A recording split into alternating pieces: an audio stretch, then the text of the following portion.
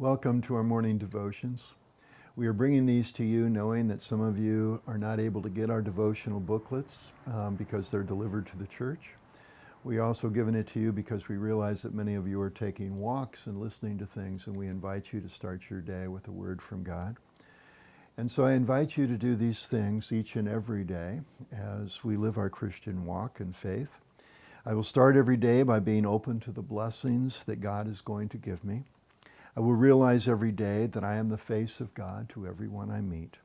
And I will end every day by thanking God for the blessings received and place into God's hands my worries and fears.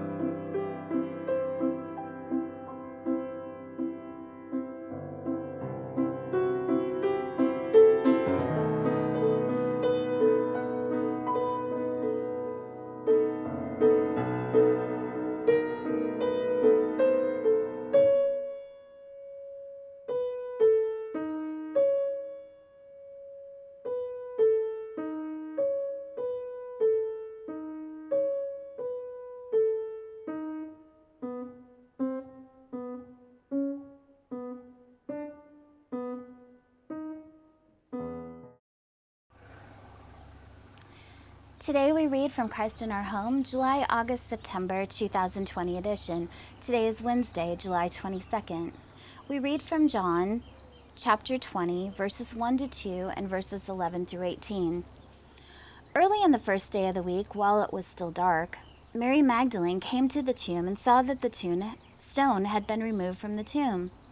So she ran and went to Simon Peter and the other disciple, the one whom Jesus loved, and said to them, "They have taken the Lord out of the tomb, and we do not know where they have laid him." But Mary stood weeping outside the tomb. As she wept, she bent over to look into the tomb, and she saw two angels in white, sitting where the body of Jesus had been lying, one at the head and the other at the feet.